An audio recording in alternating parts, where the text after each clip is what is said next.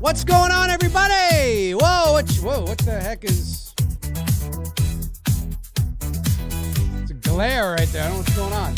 Oh, I forgot to turn on my light. Oh, well, that's about it. Oh, I see what that is. Okay. That's not a big deal. Whatever, it's a nice little different.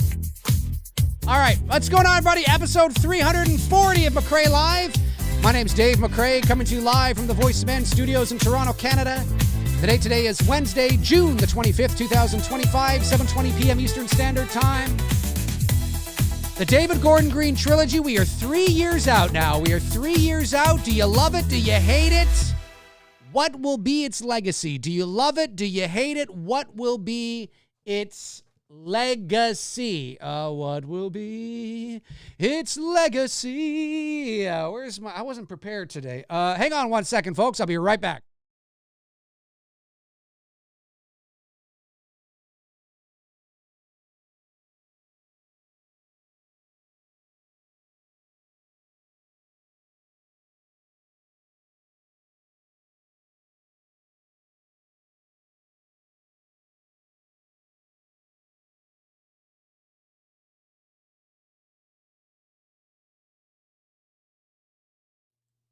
All right.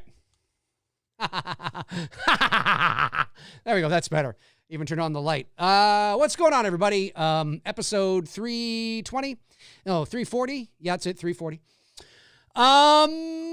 David Gordon Green trilogy. We are 3 years out now. We're 3 years out. I want to know tonight how you feel. Don't be shy. Don't be afraid. Don't be the bum on the street. Just tell me how you feel. We're 3 years out from Halloween Ends, 2022. And there's been no sign of a TV series. There's been no sign of a movie, of course. We don't know what's going on. Maybe they won't do anything. Maybe they won't do anything till 2028. But where is the David Gordon Green trilogy sitting with you? You know, I like to do these shows every now and then, as for those of you that follow me know. And that is largely because every now and then I like to check in with the pulse of the Halloween universe, Halloween fandom. I did it, I think I did it, and you can go back and check this. I think I did it 5 months after the end of Halloween Ends, like somewhere in the beginning of 2023. I think I might have done it again like a year out or something. You know, I like to do these every now and then to kind of check the pulse. Where are you at? You know, are you chomping at the bit? Do you want another, like, do you want Michael Myers to come back? Are you okay with how everything is? You know, do you want a television series? Do you want a movie? And if you want a movie, what do you want? That's what I want to, tell me what you want. If you want a movie, what do you want in a movie? If you want a television series, what would you like in a television series? Maybe you want just a video game. Would you like a video game? Maybe you'd be completely content and fine with that. Maybe you'd be fine with that. But how do you feel? I mean, do you miss it? Be honest with me. Like, don't tell me what I like. Don't warp your answers to fit how you think. Tell me how you feel. Like, how do you feel? You know, I mean, that's what I want to know. I mean, how do I feel is probably different from some of how different from how some of you feel. It might be the same. One second here. I'm losing, my microphone's going down. 1 minute. I don't know why it's doing that. Let me just get this fucking thing up. Goddamn son of a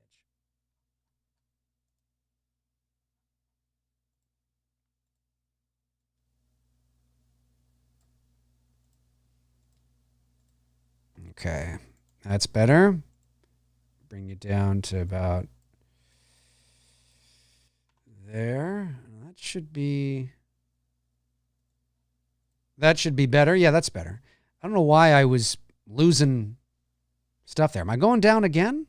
Sometimes. No, I don't think so. But I want to know. I want to know what it is, how you feel about the franchise tonight. Excuse me. How you feel about the David Gordon Green trilogy tonight, 3 years out? For me, it's no surprise. I still feel content. I don't miss the franchise. I still feel okay. I still feel like I'm good. Like I don't need anything else. You know what I mean? Now that could change. You get to 2030 and maybe I'd be itching for something. But as of right now, and this is what it really is. I think for me, and you guys tell me what you think, but for me, and I've said this before, so I'm not saying anything that you guys don't already know, but I just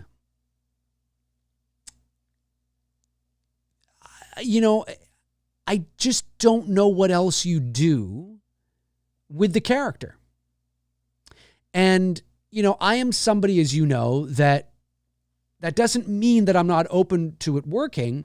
But as I've said many times, I don't really want to go back. So I don't want to see Loomis the younger years. And I don't want to see Michael and Loomis in Smith's Grove. So, that in and of itself, and I've explained why, that doesn't mean you couldn't do that and make a great show.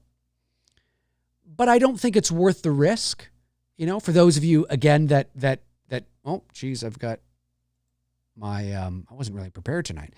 My autofocus on. Let me take my autofocus off my camera. There we go. So, for some of you, it's the kind of thing where, and I've said this before, and I'll quickly say it again, and I will be quick. You watch. The reason why I don't want a Loomis series before Michael is because I do not believe that the Loomis character would have ran in order to create a series or a show that is interesting. You're going to have Loomis going up against all kinds of weird and creepy and crazy kids. And I don't believe that was Dr. Loomis's life before Michael Myers. You run the risk of upstaging Michael Myers with somebody arguably even creepier and crazier than Michael Myers, which is sometimes what happens when you do prequels in horror, franchises, right? You do a prequel that arguably is, you know what I mean? And so I don't believe that. I believe when Loomis met Michael, this was the first time he ever experienced anything crazy like this.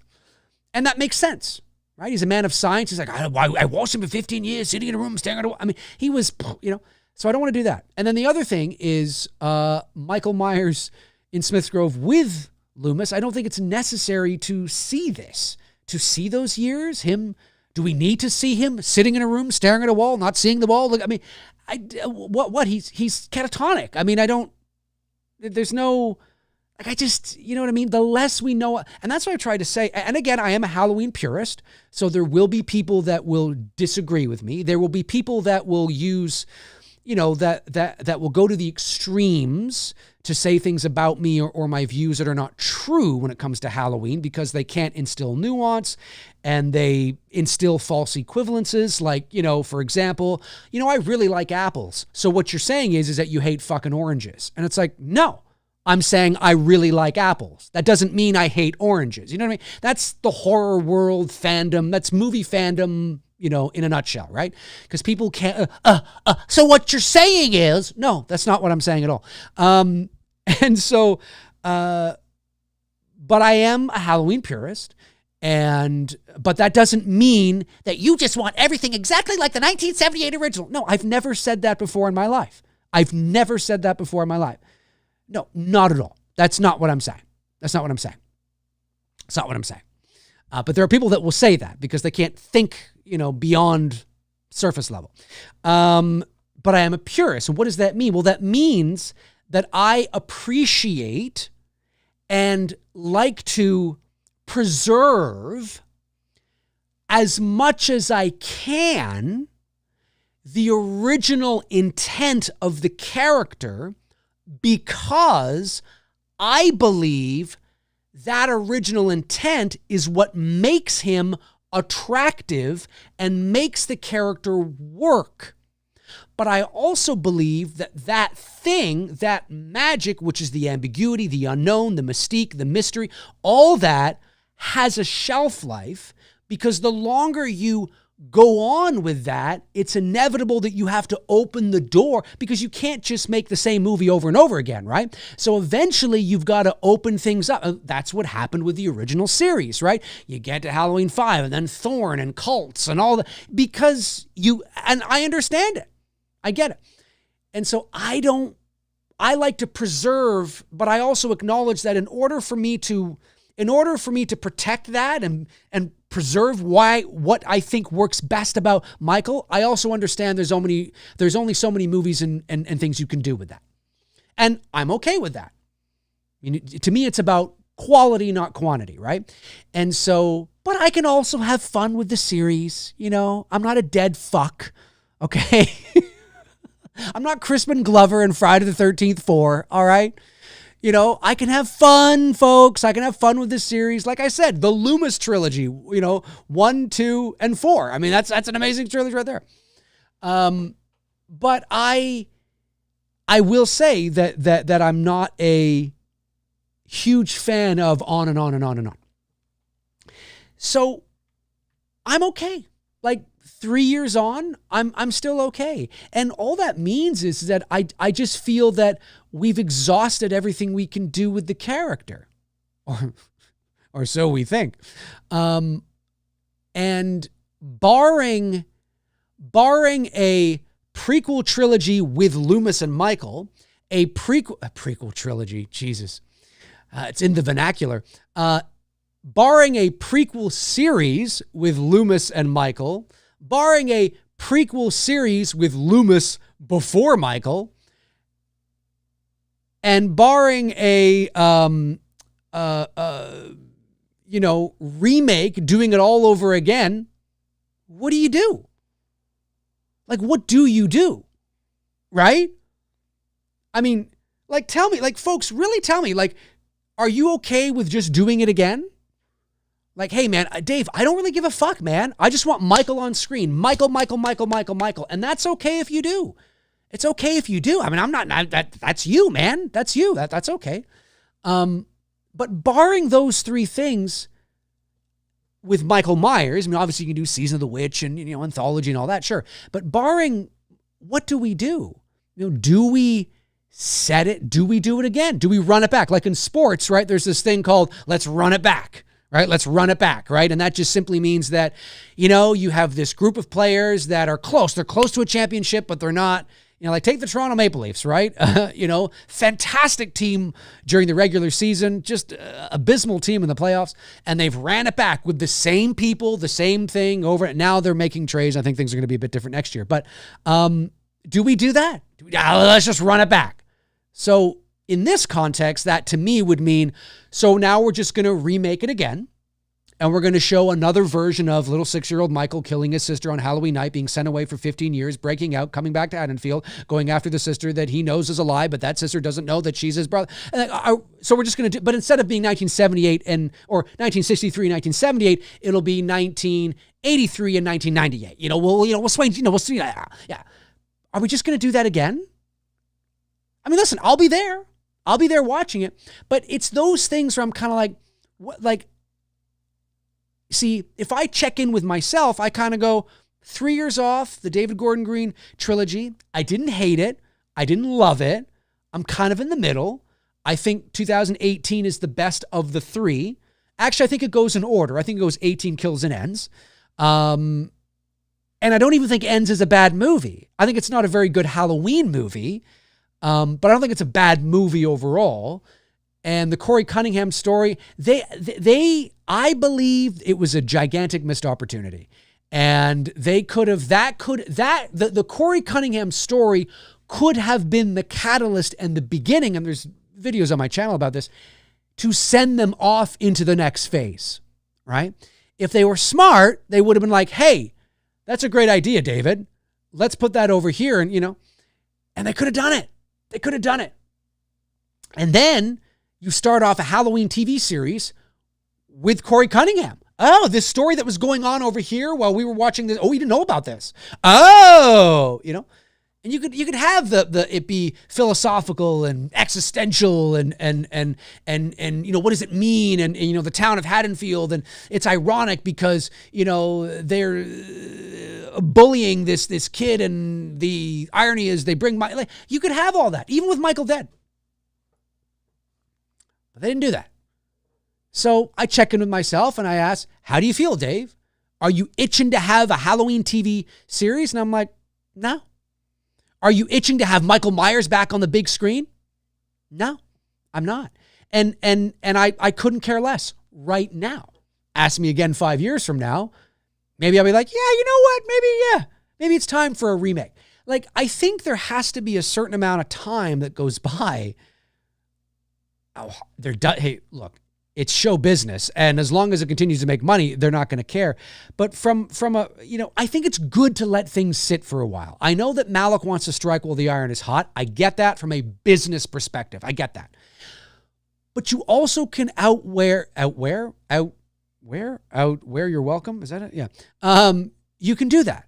And, yes, but I just, we're going to remake it again. I don't know, man. I just don't, I'm not feeling it because I don't know what I'll be honest with you. Of course I'll be there day one. And that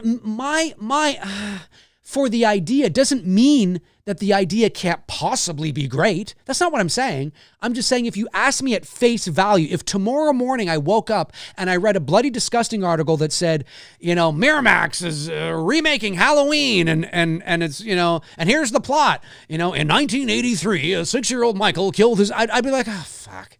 You know what I mean? That's how I'd feel. I'd be like, that doesn't interest me because we've done it twice. We've done it. We did it with Halloween, we did it with Rob Zombie. And so I'm like, that doesn't interest me. On paper, at face value, right? And so that's why I'm like, well, what else do we do? What else do we do moving forward? Like, what do we do? Is it okay? And listen, if you are a fan that loves it, that's like, no, Dave, I don't care. I want Michael back. Like, why are we not doing anything with Michael? He's hot right now. Why is there no television series? Why is there no movie with Michael? Like, I just want Michael. I don't care if they're good. I mean, I hope they're good, but at the end of the day, I don't give a shit if they're good or not. I just want Michael on screen. You have those fans too, and that's okay. I mean, I don't necessarily see it the same way you do, but that's okay. That's you. Hollywood loves you because you will watch everything, and you're the reason why things go on and on and on. So Hollywood loves you. I'm the one they don't love. I'm the one that's like, I mean, folks, I'm going to admit something to you. 100% truth. I was telling Frank and Darren of the Slaughtered Lamb, because the new Jurassic World movie is coming out. I'm going to be totally honest with you. I'm always honest with you. I have not seen one Jurassic World movie yet. I haven't. I've only seen the first 3 Jurassic Park movies. Because when the Jurassic World movies came out, I saw them. I'm not saying they're bad movies. I don't want to seem like I'm being pretentious, or I don't mean it in that way. I don't mean that I'm above them. That's not what I mean. I just mean that, there's there's so much of this now that I'm just like, yeah, it looks like it'd be fun, fun popcorn movie, sure. But it doesn't, I don't feel the, so when I saw the Rebirth trailer, I'm like, it looks like the same. I mean, I'm just like, I'll get around to it, when I pop onto Netflix and I see, I've been meaning to watch them. I have been meaning to watch them. I just haven't. I'm a different kind of, and to be fair, there are movie fans like me too, right? That love franchises and love movies and appreciate sequels. A sequel, that's exciting, But there's a threshold. Like for certain fans, it's like, oh God, part 8, like fuck. Are we doing this again? There's just certain kind of things where I'm just like, yeah, I've been there, done that. Like, I'm just kind of, if I'm 5 years old, that's different, right? But I don't know. I just feel like there's a spectrum of different kinds of fans and I'm not more of a fan than you. You're not less of a fan than me. We're all fans, different strokes for different folks. And I sincerely mean that. And I have to say that because the world of fandom lacks nuance, that people would hear me saying this thinking that I'm somehow coming across as righteous and I'm a better... I'm not saying that at all. I'm just saying there's different kinds of fans, right? And so, you know, I look at things where I'm kind of like, I don't know what you do. I don't know what they could do to get... The only thing that they could do to get me excited is, like I said to you guys on the Two Dudes show last week, and I've said many times, is if it was a true reimagining, not removing the DNA. Well, I can't say this is the only thing, but a reimagining where, like Tony and I said, it takes place in the 50s, and Dr. Loomis is not a doctor. He's a police detective from the big city of Chicago, and he comes to this little, Haddonfield, Illinois, to investigate a series of murders. And Michael and Judith are the same age, or Michael's 15 and Judith is 17, so they're kind of in around the same age. And Judith's friends begin to die and what's going on. And there's this murder mystery. It actually might make a great series, to be honest with you. And it takes place in the 50s. So maybe it's black and white, but it's got the Halloween DNA. The music is there, the mood, the atmosphere, that Carpenter-esque stuff. It's all there. It's all there. It's just a bit of a reimagining of the story. That actually would excite me. I'd be like, oh, this is interesting. And it still feels like Halloween till it still smells like Halloween, looks like Halloween. The mask is still the mask. It's still that. Bum, bum, bum, bum, bum, ding, ding, ding. It's still that. You got all that there, but it's just a bit of a different take on it. And if I read that in Bloody Disgusting tomorrow morning, I'd be like, oh, this is interesting. Now, you'd no doubt have a lot of Halloween fans going, whoa, that song is never going to work. Oh my God, you just want Michael Myers. And it's like, I get it. But that would excite me. I'd be like, oh, that's kind of interesting. So that's where I am. I mean, that's where I am when it comes to sort of the pulse of how I feel. I can appreciate every sequel, even the bad ones, for their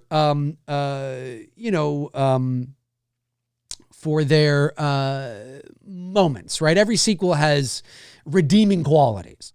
But at the end of the day, it's tough for me to get excited about more Michael Myers when I don't know what else you do with the character. Because in order to do more with the character, you have to expand and demystify the character. And the character works best when you don't do that. And so that's why I'm kind of like, maybe we should just let it go.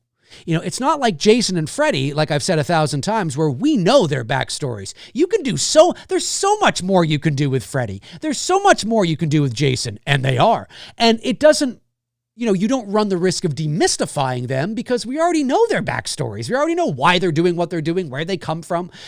Freddy Krueger was a child murderer and worked in a boiler room as a janitor or whatever I don't know, whatever. You get, Jason was a little kid and he drowned in the lake and he came back to avenge his mother's death. Like, we know all about this. Michael, we have no idea the who, what, where, when, and why. The 5 W's, we don't know with Michael. No idea. And that's what makes Michael work. And that's arguably, even if you don't realize it consciously, why you love the character so much. The mystique, the mystery, the ambiguity, the aura, he's just so cool. And if we start talking about Thorne and cults and Dr. Wynn and babies and it kind of ruins it. It kind of ruins it. And so that's why I'm kind of like, I'm okay at the moment. I don't know. But how do you guys feel? If you're watching after the fact, jump into the comment section and let me know your thoughts. And also, do you love the David Gordon Green trilogy? Do you hate the David Gordon Green, trilogy? I'm kind of in the middle. I think it's okay. Listen, whether you like the films or not, we can certainly say that they did a lot of things right. And I've said this many times. There's some shit they did wrong, but there's a lot of things they did right, and you've got to give credit where credit is due. You've got to give credit where credit is due. The Mask was the best looking mask in all 3 films, the best looking mask we had seen in 40 years. Now, you can like the 4 masks to it. You can like Halloween 6. You can like Halloween. I mean, every mask, every iteration, Rob Zombie's, every mask has their fans. Right? Every mask has its fans. But I think we can all agree that it's the best looking Michael has looked in 40 years. And so that's a huge thing. That's a huge thing. I never thought I'd live to see the day when, when that happened. I mean, I grew up when there were only 2 Michael Myers movies. So, I never thought I would see the day. And then the music. Not that, you know what though, but you got to give credit where credit is due to Alan Howarth. The music in Halloween 2, it was amazing. The music in Halloween 4 is amazing. The music in Halloween 5, I'm talking about the movie, but the music is really good. The music in Halloween 6, it's pretty good. I mean, I'm not crazy on the guitar. I mean, it's okay under the right kind of, intoxication. But, and then you get to Halloween H2O, where it's like, it's like Scream. It's not, I'm not feeling it. Halloween Resurrection, Rob Zombie's Halloween music, but the music, what John Carpenter, Cody Carpenter, and Daniel Davies did for the music, it's fantastic. It's fantastic. It's the best fucking soundtrack we have had in a Halloween movie since the originals. It's amazing. It's amazing. So again, even if you don't like the movies, you got to admit the mask is fantastic. You got to admit the music, the soundtrack is fantastic. You have to admit that James Jude Courtney, he's a fucking pretty good, badass Michael Myers. He's really good. He's really good. He sold me. He's good. So you've got the mask is really good. Michael Myers is really good. The music is really good. I mean, Jesus, that's like at least 50% of your battle right there, if not more.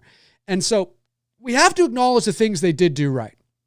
The things they didn't do right, just in my opinion, of course, was, trying to make not so much the first movie, but the second movie, Evil Dies Tonight, and the trauma, and we're going to pause and we're going to go over here and we're going to do all this, and then Halloween Ends and all.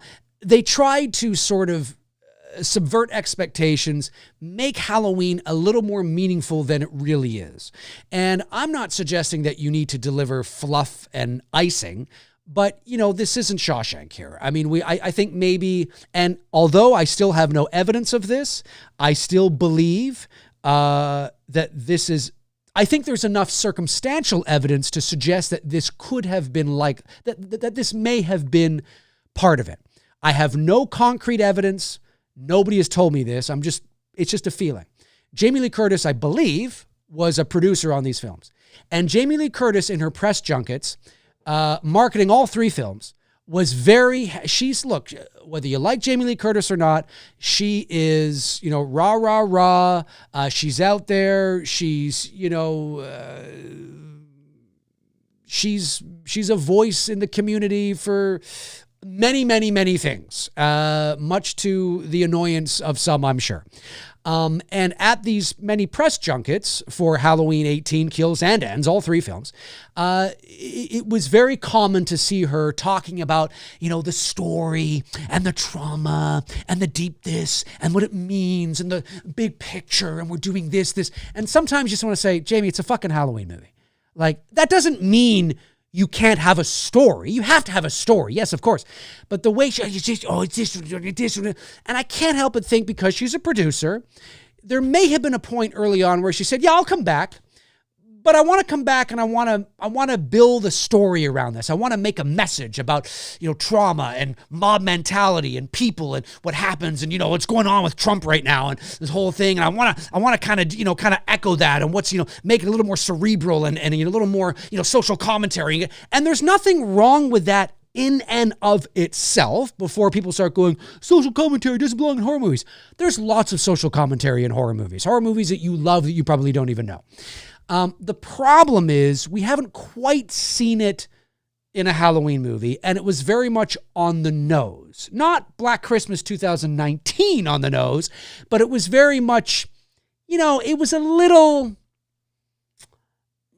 I don't want to overstate this, but it was at times, it was a little pretentious at times.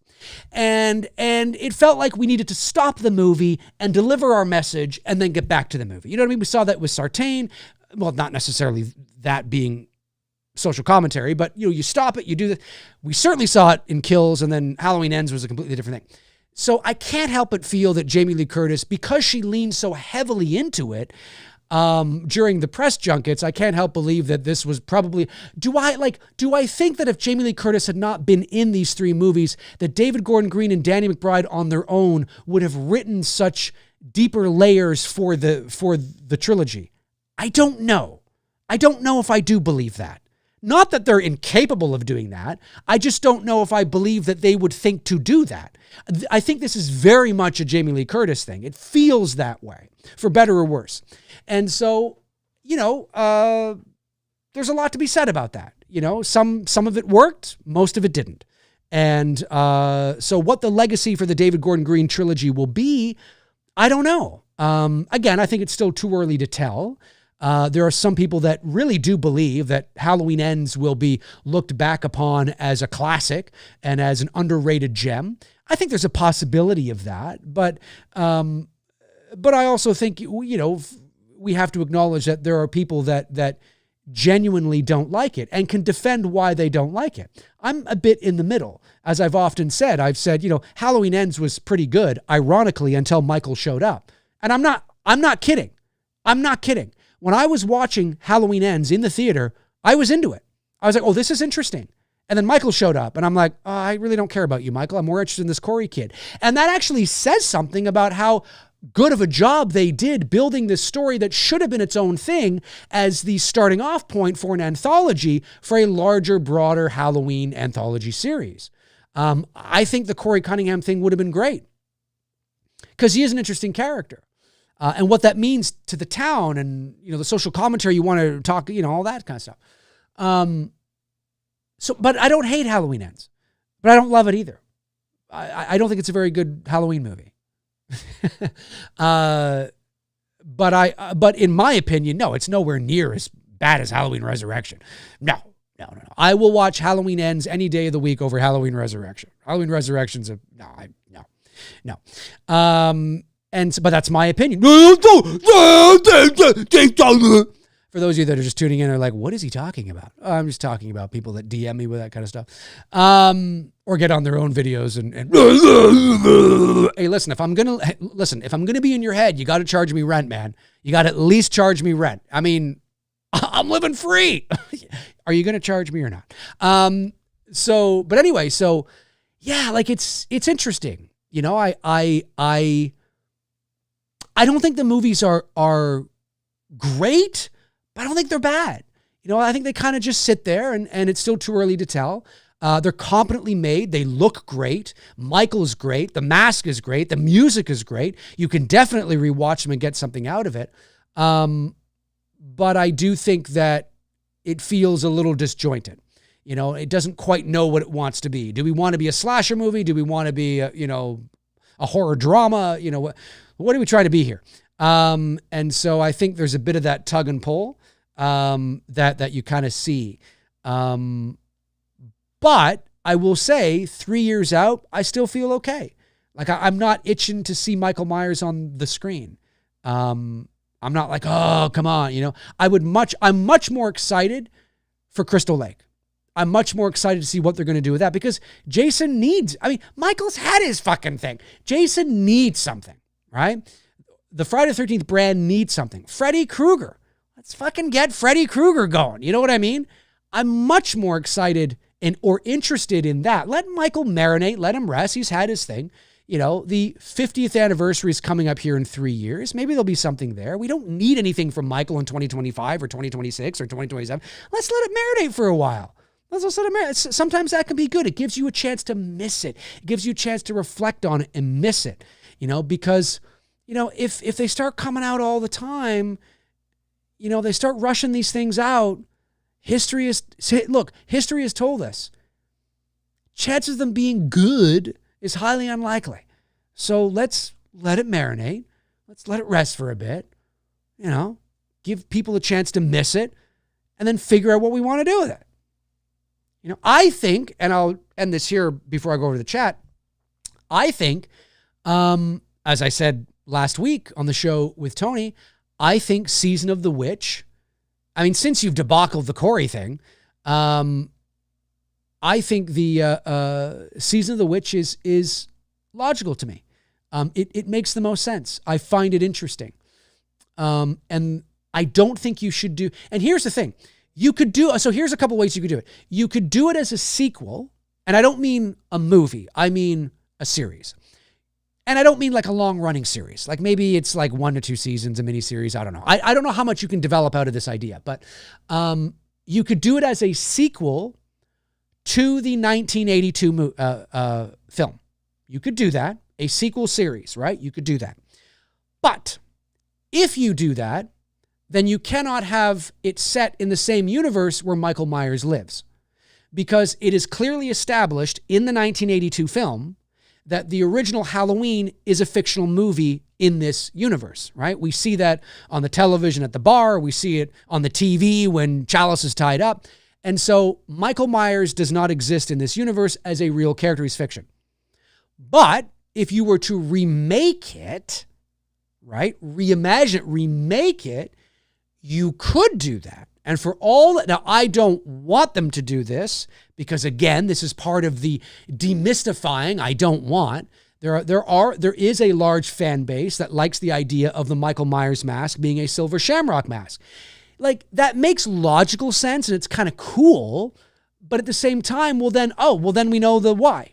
Oh, it was just a mask. Now we know it's connected to Silver Shamrock and we know that, and for me anyway, it kind of, Michael loses his mystique. It's kind of like, and maybe the clown mask at the beginning of the movie in 1978, maybe that was an early Silver Shamrock mask, it kind of like, I don't need that. So, but if they wanted to take that risk, and yes, I do know that they were planning on doing that in Halloween Ends. But if you want to take that risk, you could do that, but you'd have to remake it. It's not connected to the 1982 film. The reason why I say Season of the Witch I think is interesting is because I like Season of the Witch, but I don't love Season of the Witch. It hasn't grown on me like it has a lot of you. Because whenever I watch it, I see a great idea, a great concept that never really realized its full potential. And I think if you give this idea and this story much more money, much more resources, much more funding is money, but funding and resources, I think you might be able to turn this idea into something really cool, like a really cool, creepy, Stranger Things-esque. I don't mean with kids in the 80s. I just mean, well, you could do that, but I just mean like that kind of vibe, Season of the Witch, the kids, these kids, we can get to know kids. We can get to know kids who end up dying in like episode 5. You're like, oh my God, they killed off so-and-so. Like you can really turn this into like, what's going on? These Halloween masks, what's going on? They got to figure it out. And you could really give it a larger scale, an apocalyptic sort of scale. You know what I mean?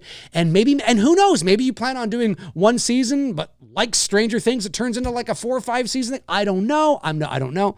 But I'm just saying Season of the Witch, I think is interesting because I think there is a lot of untapped potential. Personally, I know Michael Myers is the brand. I know he's the face, but that brand has been exhausted in my opinion. I don't know what else you do with him without opening him up and explaining all the 5 W's, right? And I don't want to do that. And so I feel that, we've done what we can, but there's this Season of the Witch thing here. I wonder if we could do something with this and prove to everybody out there that, and maybe you do set it in the same universe as Michael Myers. You don't connect the events of Season of the Witch with Michael Myers. You don't do that, but it's set in the same universe. Right? So you realize that Haddonfield is a real town in the universe. And maybe one of the kids talks about Michael Myers. Oh, do you remember back in 1970?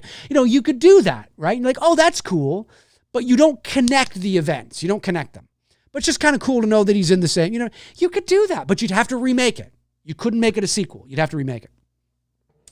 And so I think that would be cool. And why not? Because I think there's a lot of untapped potential. But that's how I feel about it. Folks, if you're watching after the fact, jump into the comment section. Let me know your thoughts. How do you feel? We're 3 years out now. How do you feel about the David Gordon Green trilogy? Are you, do you love it? Do you not love it? Are you still disappointed by it? Are you itching to have Michael Myers back on the big or small screen? And if you are, what would you do? What is your idea? What would you do? Tell me in the comment section below. Let's jump over to the chat room and see what all of you are saying. Now, I know some super chats came in and member chats came in, so let me just get a few of these here. Cody Snyder sends in a member chat, says, I believe H18 was good for the franchise, but the David Gordon Green trilogy as a whole wasn't. There you go. Thank you, Cody. Appreciate that. Frankly speaking, Riker says, I do miss Halloween a bit because it did bring more people to the discussion. That is true. I still believe animation is the way to go. Oh, yeah, animation. Yeah. Invincible on Amazon is kicking ass, so it would be a no-brainer. Interesting. Yeah, animation. Yeah. That's an idea. Nick Jenny, $4.99. Thank you, Nick. And says, I'm fatigued with the franchise on screen and don't need anything new for a while, but welcome an open-world licensed video game. You're speaking my jam there, buddy. You're speaking my jam. Alex Shambach says, the DGG trilogy gave life back to the franchise and even the slasher subgenre, an era we are still in. Jamie Lee Curtis' performances carried weight and gravitas, yet I'm content waiting for any more films. It certainly did. And it made a lot of money. So, there is that. Frank follows up. Thank you, Frank. Says, who's to say Loomis didn't pump him full of drugs, experimenting on him from the start, and this is the effect. Loomis is covering his butt from malpractice and trying to kill Michael with no autopsy. So here's the thing. That's a cool idea, but do we need to know that? That's part of opening up so now we know that. Doesn't that ruin the mystery a bit? Doesn't that kind of go, I know you're probably half kidding, Frank, or maybe even full kidding. But it's kind of like, I don't know. Like, oh, really? Like, that's it? I don't know. But to Frank's point, if you do make these series, you have to do those things, right? You got to tell a story. You run the risk. Don't say you were not warned, ladies and germs. Josh Stevens, $9.99. Thank you, Josh. And says, I want a movie, H1.5. Literally just his trek to the hospital. Stopping by houses on the way. Tarantino said that's what he'd do. No story, just action. H kills, flashbacks, and poof, it works. Yeah. That would never get greenlit. But you could do it in an anthology. Maybe do an anthology TV series where every episode is like, you get an episode where it's Dwight H. Little's idea of Halloween 4-2, right? Halloween 4 2.0. And it's about Rachel Carruthers and Danielle Harris's Jamie Lloyd. And it kind of erases the events of Halloween 5. You could do that anthology series. You could do that. That's not going to land for a movie though. Tom Ungurian, $2. Thank you, Tom. Says there was more good than bad, but fuck ends. There you go. Josh McKenna, I love the soundtrack, especially Allison's theme. Allison's theme is great. Amaducia says, my issue with the Myers Silver Shamrock angle is that it gives a quick and uninteresting explanation for Michael's existence. Yeah, and that's kind of part of the spiel. I mean, like, and don't get me wrong. I mean, there are a lot of people that love that angle, that love that vibe. It was the Silver Shamrock mask. And I think a lot of people like the idea because it canonically immediately makes sense to them. It is very easy to understand. It is very easy to connect the dots. It's kind of cool. It brings the Halloween movie, the black sheep of the family into the fold. The problem, though, is, like I said, is that, and some people have often said this, yes, but Dave, in Halloween Kills, we see the Silver Shamrock masks in Halloween Kills. Therefore, Silver Shamrock is canon. But what they fail to realize is that, yes, although that is true, there is no explanation or communication in the movie that these Silver Shamrock can exist. Okay, first of all, they were in the movie as a tip of the hat to, that black sheep of the family. There's no narrative structure around those masks, right? Now, there was potentially going to be, as we know, Halloween Ends, we were going to see all the masks on the conveyor belt and the Michael Myers mask. I'm glad they didn't do that because, again, unless you establish that this is completely separate from the 1982 movie, it makes no sense canonically and logically because the original Halloween and Michael Myers in the 1982 movie are fiction. They are fictional characters. It is a movie on a television screen, right? And so it makes no sense to do that. But you can bring the masks into the fold as long as at some point you establish no, we're not saying the 1982 film is canon. We're now bringing the idea of Silver Shamrock into this universe and reestablishing it from the ground up. That's what you would have to do. You would have to do that. And you can do that. And I think some people like the idea of that and like the idea of them, doing that because it makes sense. It brings it connects everything. It's all connected. There's that connection. But we don't stop to think, yeah, but what does that say about the character? What does that say about Michael Myers? What does that say about the who, what, where, when, and why? Is that what we really want? Oh, so it was just a Silver Shamrock mask? Like, it was just that the whole time? So that's what it was the whole time? So he was just an innocent child. There was no evil, I guess there's a Silver Shamrock mask, but it turned out to be a little more spiritual than unknowable, right? You know what I mean? Like, is that what we're saying? And I've always been against that. Like, I get the idea that it's cool on paper, but you got to think about the ramifications and the consequences of what that does to the Michael Myers character. And so for me, I would just say no. I would just say, just go make a Season of the Witch series set in the Michael Myers universe, but don't connect the two. Like, they're not connected.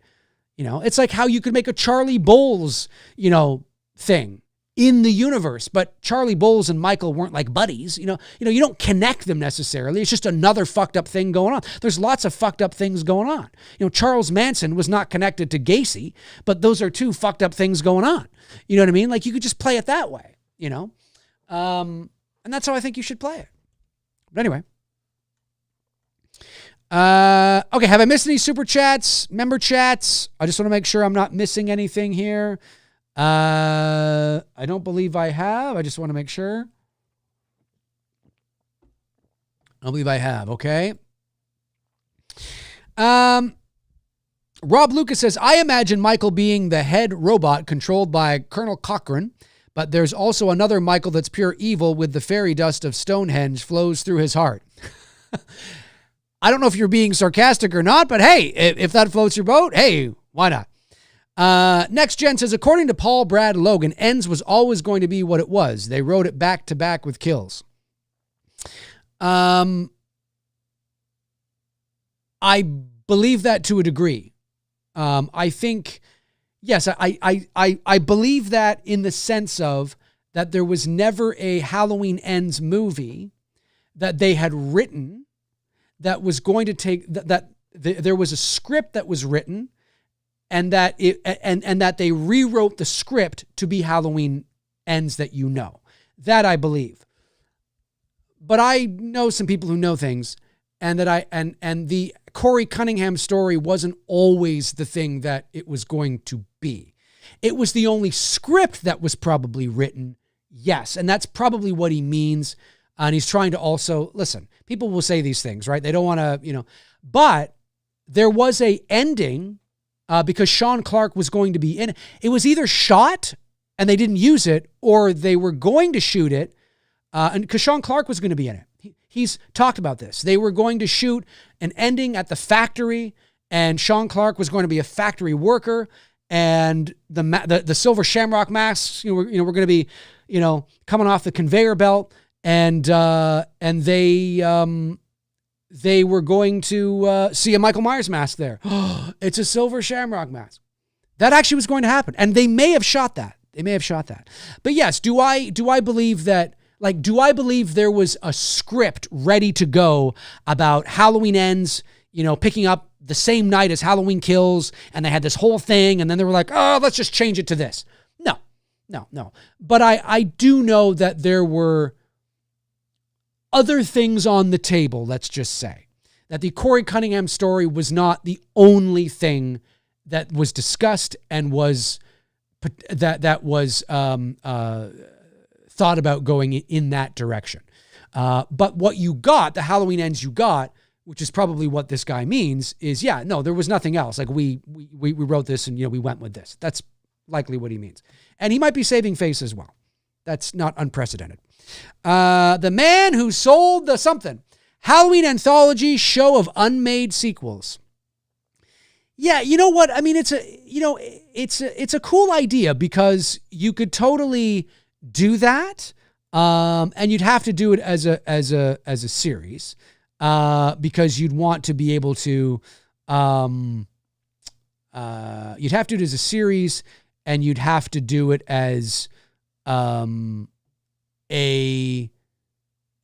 figure out how to appeal to the general movie-going audience, because that's very, as they say in North America, very inside baseball. And a lot of these people may not, a lot of the general movie-going audience, you have to figure out how to appeal to them. I'll just say this. It is very unlikely that you will see that. It is very unlikely you will see that because it's a little too inside baseball. Maybe, you never say never, but I wouldn't bet on it.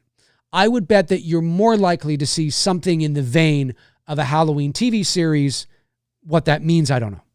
I don't know what that means. The direction they go, they don't know. Ma117, MA117 says, hey Dave, wouldn't it be funny if a Halloween fan film was shot of Michael Myers stalking through Canada's Wonderland? That would be hilarious because the cost to do that would be astronomical. That would be really funny. I don't think Canada's Wonderland would allow, well, unless, you partnered with Canada's Wonderland in October, right? And you did something like that during their Halloween haunt stuff. Might be interesting. You'd have to partner with Canada's Wonderland to do that. They'd shut that down really quick. I agree with Taylor. The Corey storyline should have been introduced in 2018. That happens. We already know who he is. I agree.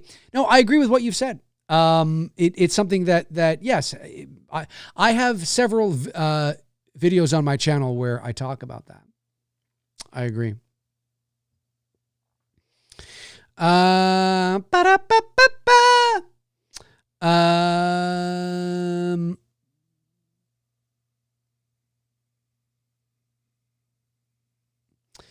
Oh yes, Kiofi says, hi, Dave. Are you aware of the alternate ending and ends? They shot one ending where they burned Michael to ashes in a crematorium and Laurie absorbs the evil. I am aware of something like that. Yeah. And she's kind of got the evil in him. Would I be? Yeah, I'd be fine with it. I'd be fine with it. I mean, I don't think it's the ending that, I think the ending they chose, although it was very anticlimactic for me, is the right ending because it gives the story closure. It doesn't end on an evil note. It's fine. Especially for, you give the legacy character Laurie, Jamie Lee Curtis, it's a send off into the sunset, right? So I agree with the decision. I will say that, but I will say, and like I mentioned last week on Two Dudes, it's funny, and I haven't watched the films in a couple years, but it almost feels like they got the character of Laurie a bit backwards. And listen, I agree with this. One of the things, and everybody experiences trauma and PTSD differently, but one of the things that was difficult for some fans was to believe that Laurie Strode would be where she is in her life in 2018 after just the events in 1978 in terms of Halloween 1, because Halloween 2 didn't exist. Halloween H2O didn't exist. Halloween Resurrection. And so, I mean, that would have been horrific. I mean, seeing your friends, dead, being stalked by, of course.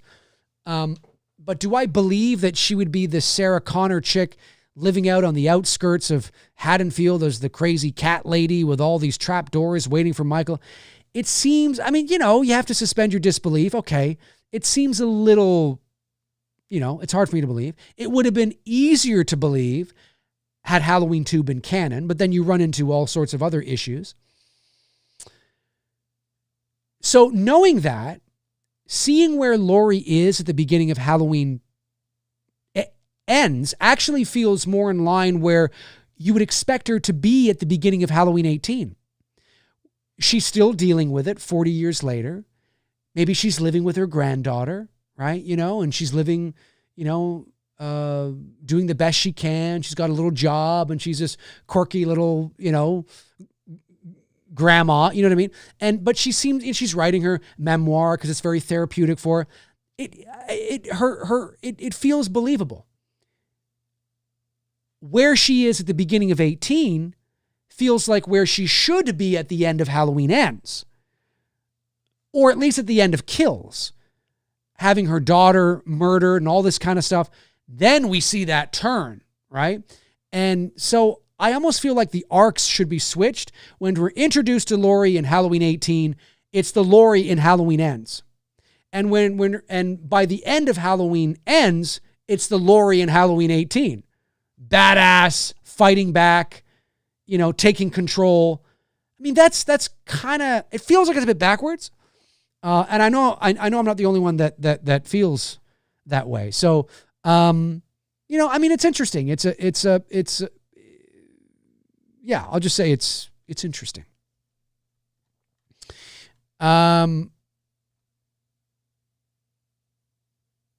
Oh no, I got that. Have I missed any other super chats, member chats? Let me just see. I'm just trying to make sure. Let me go back here. No, I got Josh McKenna, Amadusius, the man who sold the world. That's what his name was. Tom Ungurian, Josh Stevens. Yes, okay. Just always going back, making sure I'm not missing anything. All right, guys. There you guys are. Okay. Scroll here. Uh,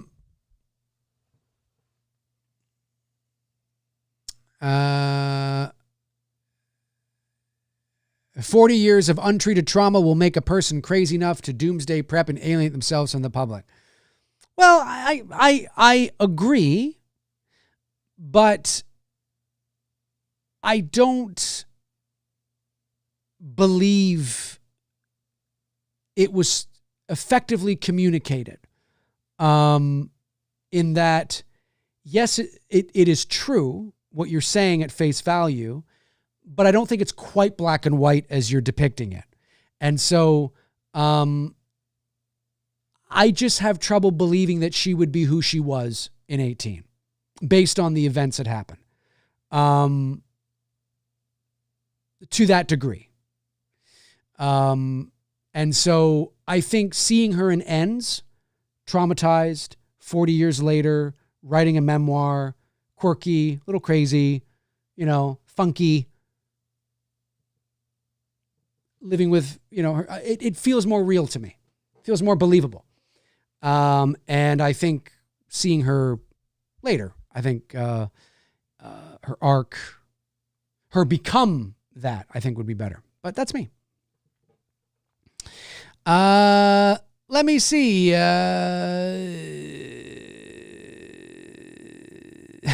Cody the Zombie says, the only thing that could have saved Ends was Michael jumping and pulling Laurie into the grinder with him. I agree.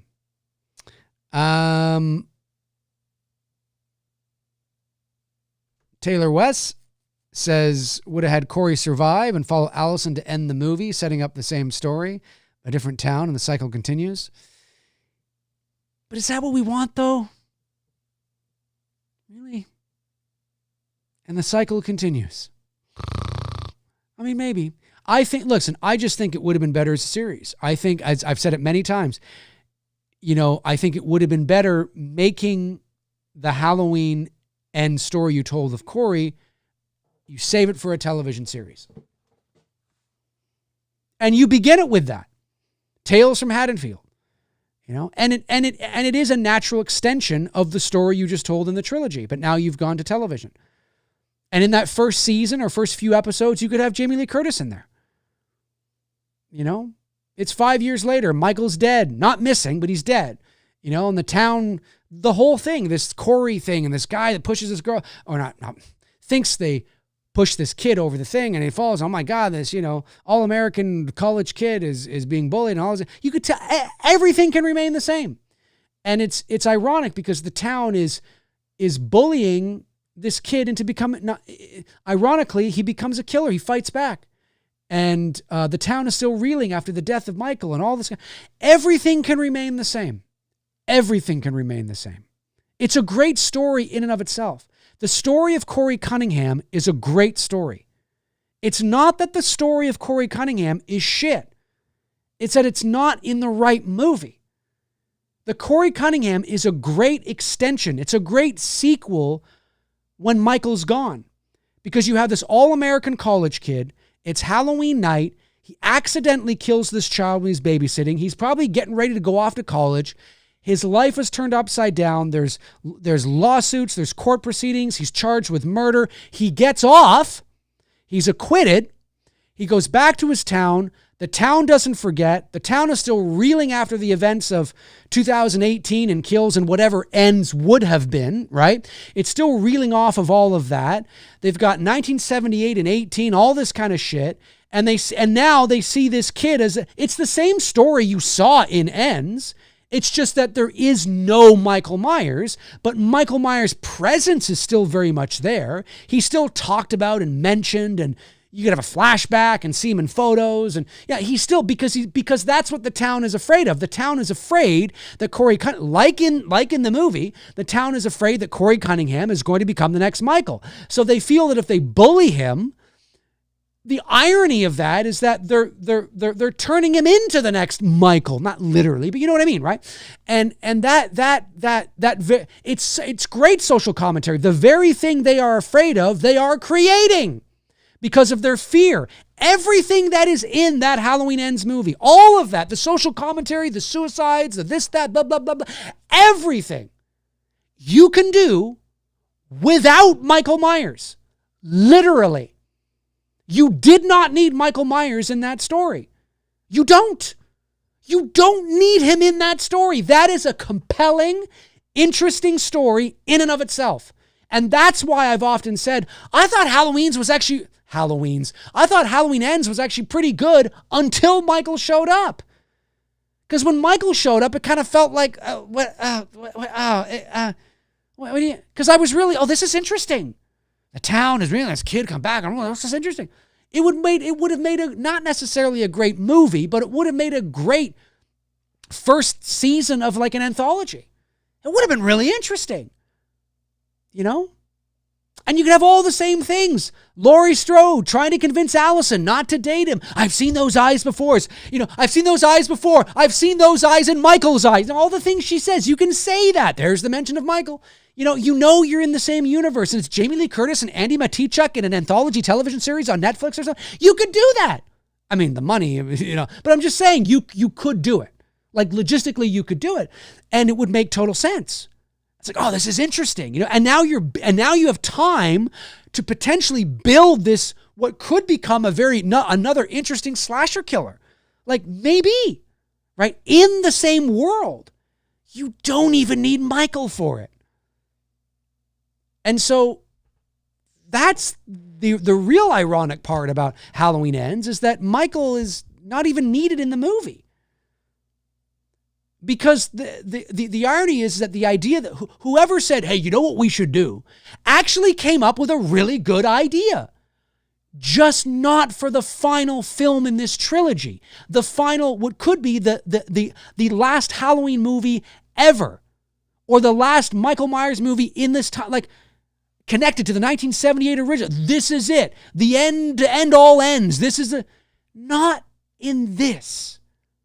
I know you didn't just want to do the same thing over again, but for God's sakes, it's a slasher movie. It ain't Shawshank. Just tell a good story, deliver on the kills, bring it home, land the plane. We don't need to go to Vegas. Let's just land the plane. We'll go to Vegas some other time. Let's just land the plane, bring it in, maybe be a little safe. You don't have to be pedestrian, but be a little safe in the sense of don't do anything too avant-garde, where you're going to, we wanted to do something. Yeah, but not now. And I would have said that if I was in the writer's room. I probably would have been vetoed, but I would have said, is that the right saying? Outvoted, I'm trying to say. I would have said, I think this is actually a really cool idea, but maybe we should save it for, and let's just kind of, and there is a video on my channel. I don't know if it's a pre-recorded video or a McRae Live or a live show, but there is a video on my channel where I talk about what I would do. My version of Halloween Ends. So if you're interested in knowing that, check out the video. It's on my channel somewhere. It's from 2022, when the film came out. Just type in Dave McRae Halloween Ends and all my Halloween Ends vids will come up, and it'll be in there somewhere. But yeah, I mean, you gotta do what you gotta do. Frank Riker, $5. Thanks, Frank. Appreciate that. Says, again, we are told to forget everything after 1 or 2 and coming into the movie open-minded. That's too hard for Halloween fans out of any slasher movie. We are told to forget everything after 1 or 2 and coming into the movie open-minded. That's too hard.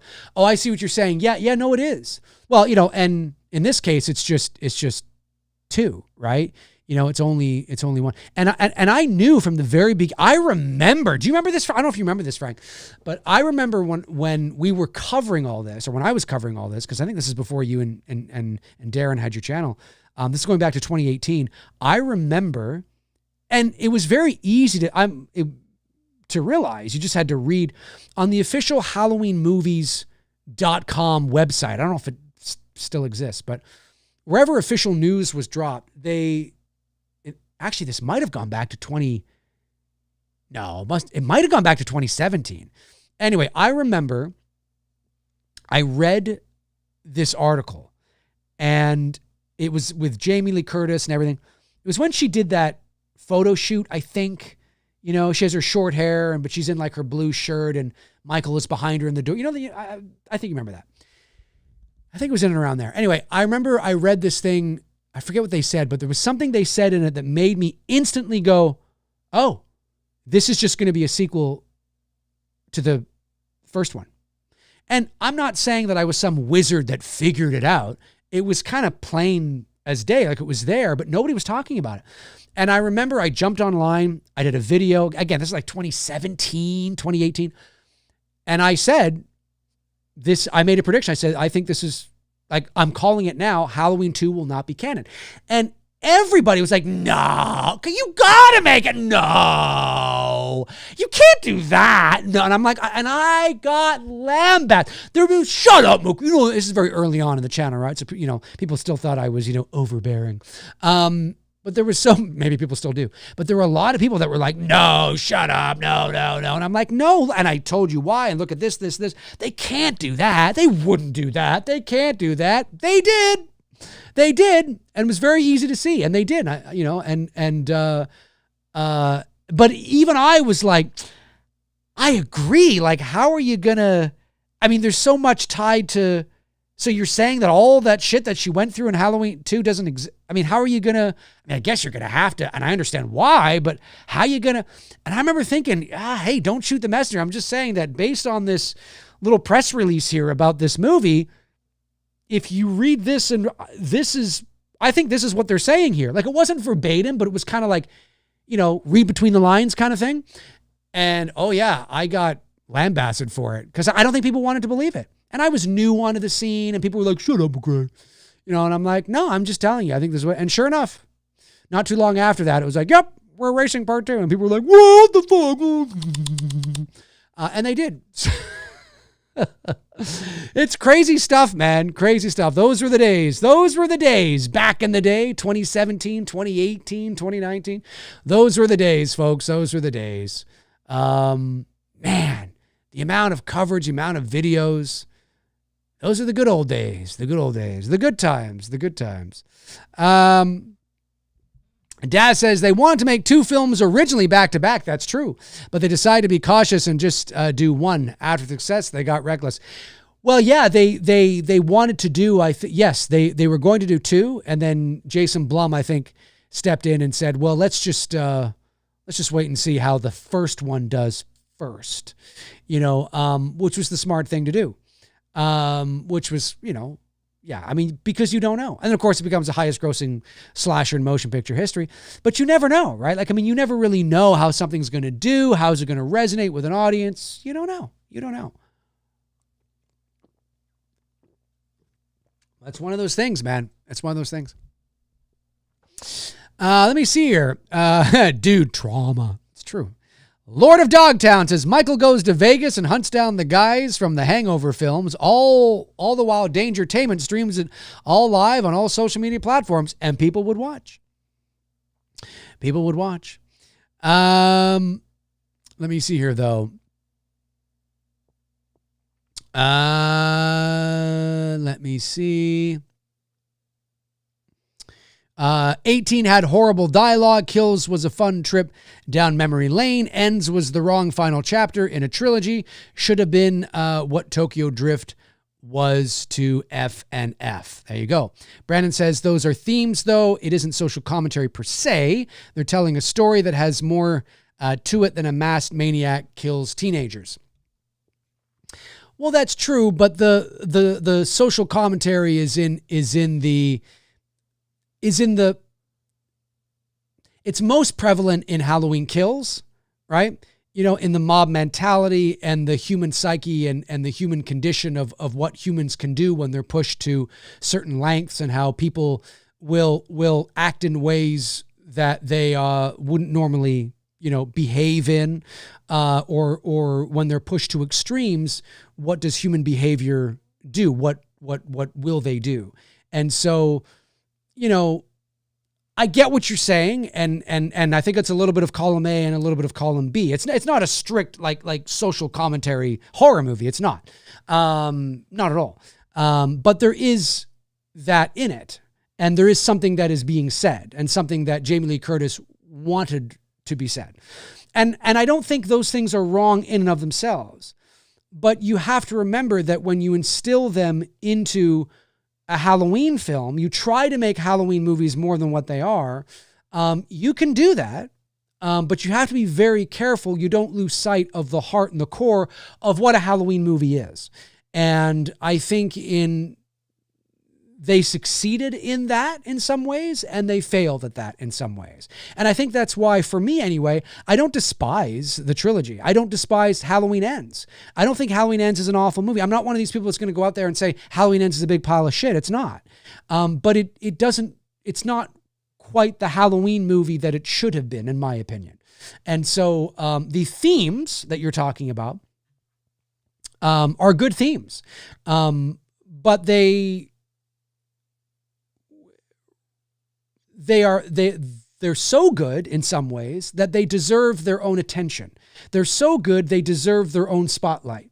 And sometimes Halloween Ends feels like, oh, we're focusing on this.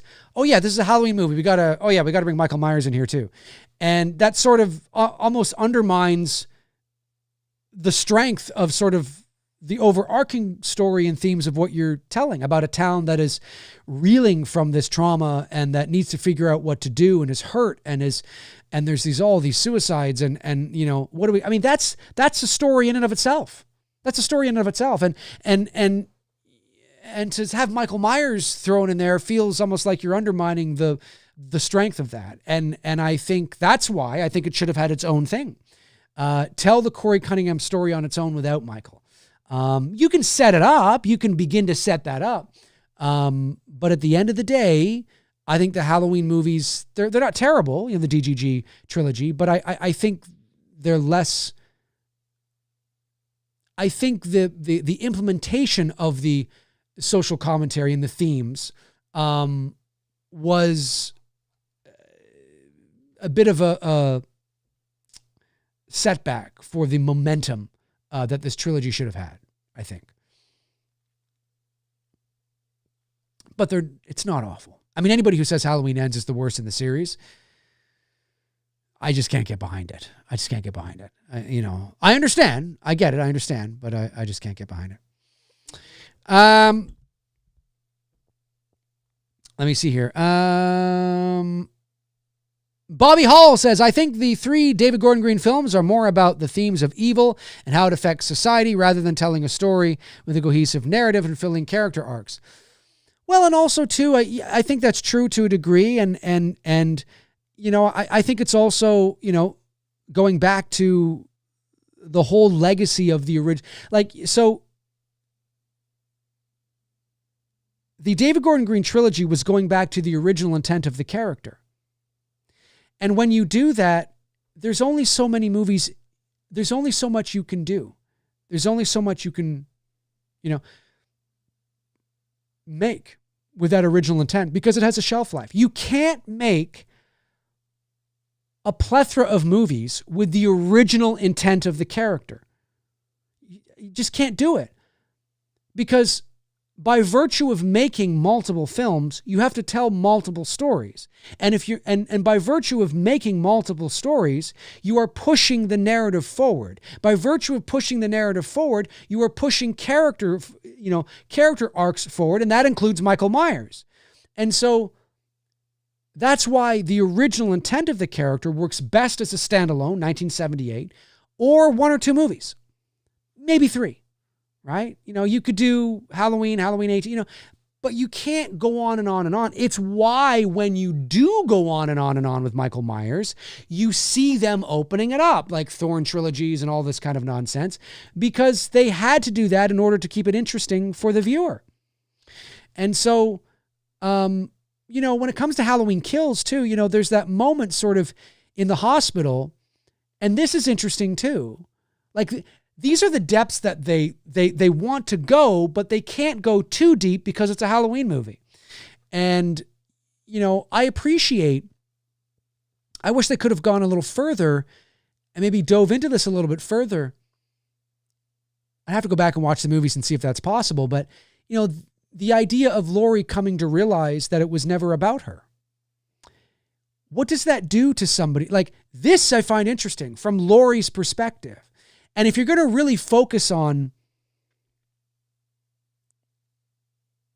trauma, to make it about Laurie's trauma and not necessarily the town, have the town as sort of, well, the town is a bit of a peripheral, but what does that do to Laurie Strode? She spent her entire life, 40 years, believing that this man was after her, believing that it was about her, believing that it was personal. Her whole life has been about this. Her entire life, her entire identity. It is her identity. It is herself. Who is Laurie Strode if she's not the woman getting ready for Michael Myers to return? I mean, that is fascinating. And they touched on it a little bit in that hospital scene. But that is really interesting to me. Who is she? What does that do psychologically, sociologically, physiologically? What does that do to a person whose identity has just been ripped from them, has just been taken away from them? That's really deep. Maybe too deep to explore in a Halloween film. Maybe. Because in order to give it true justice, you know, you might have to make like a Halloween Ends. You know what I mean? And that's where I think, like, I like the ideas. I've always liked the idea of Corey. Always. He's just, it's too good of an idea to have it as a subplot. You know, like, you want to almost make that the plot because it's very strong. And ironically, Brian Wright sends in $4.99 and says, "Hey Dave, first time super chatter. Amazing. Thank you, Brian. Appreciate that. H2O had problems, but I think Laurie was written more believable than in the last trilogy. What do you think?" Well, you're not alone in thinking that, Brian. I don't know. I'd have to go back and watch H2O. I'm not a huge fan of H2O, so I'd have to go back and watch H2O again. But you're not alone in thinking that, and I do agree with those who give their reasons on it.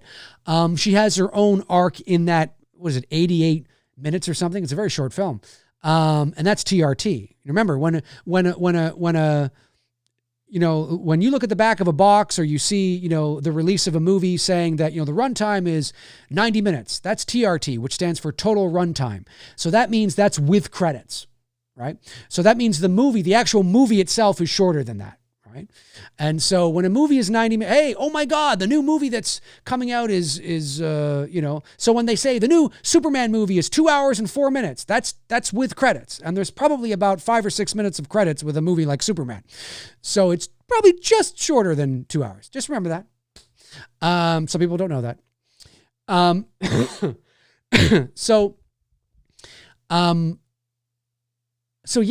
it's you're not wrong. I mean, there are people that think that, and there's some truth to that.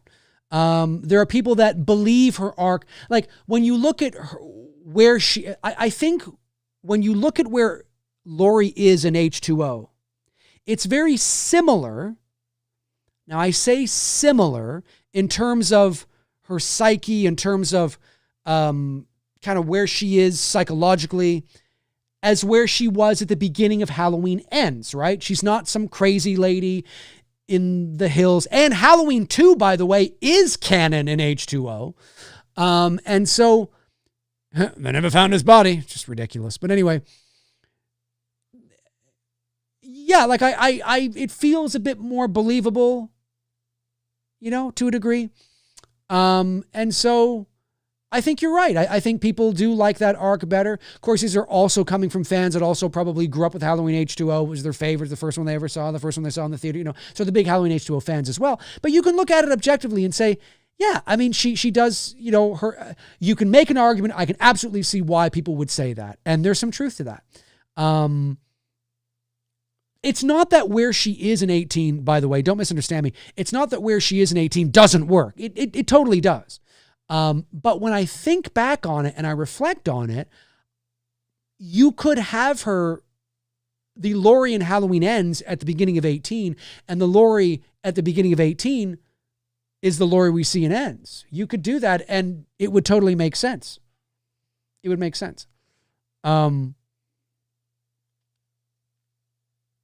because in Ends, there's certain moments where she almost has a childlike quality to her, when she's in the kitchen and she just got to get out there and show your tits or, whatever she says, right?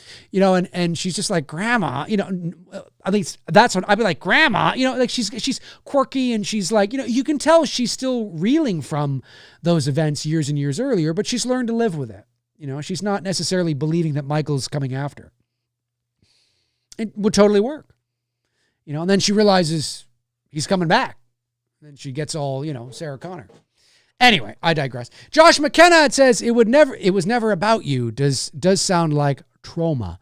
Well, but it's such a powerful moment between Will Patton's character, Hawkins, right? I think so. And Laurie Strode. It's such a powerful moment. It's like, what does that do to this character? Realizing that it was never about you. And then, of course, we see that, at the beginning of Ends, right? We see that she's a lot calmer and tamer and,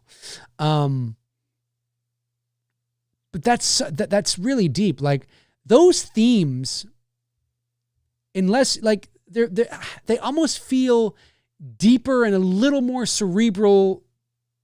And I'm not knocking it because I'm all into that shit, but it almost seems like it's too good for its own franchise. Like this is a Halloween franchise.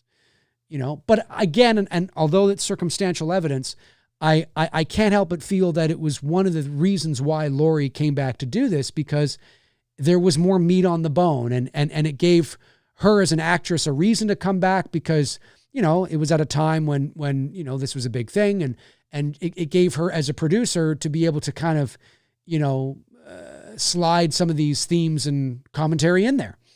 To make it more meaningful as an actor rather than just being Laurie, running after Michael for 3 movies. You know what I mean?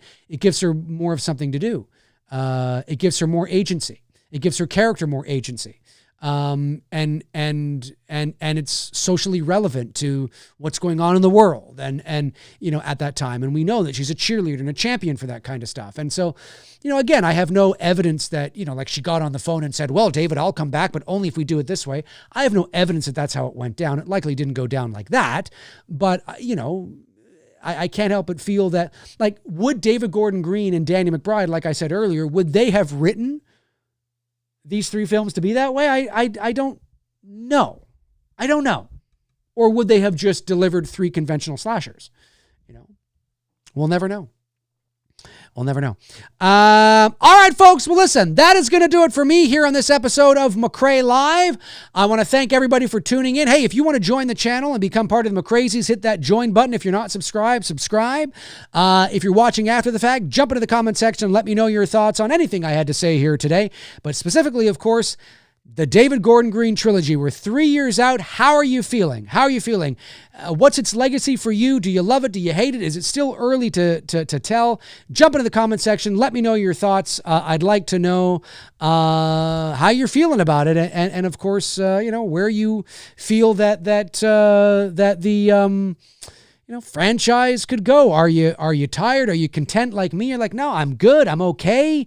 I don't know. I mean, are you itching for it back? Maybe you're itching. And if you are itching, make sure you get something on that itch. But anyway, is there something that I don't know? Let me know, folks. Jump into the comment section. Let me know your thoughts. My name's Dave McRae. Thank you to all the super chats that came in here today, the member chats. Thank you to my great moderators who do what you guys do. I really, really appreciate it. And I will be back soon with another episode of McRae Live, another episode of something in the very near future. Evidence of the future. Thanks for tuning in, folks. Have a great rest of your Wednesday. Stay safe out there, and I will talk to you soon. Alrighty. In the meantime and in between time, I will talk to you soon. Cheers.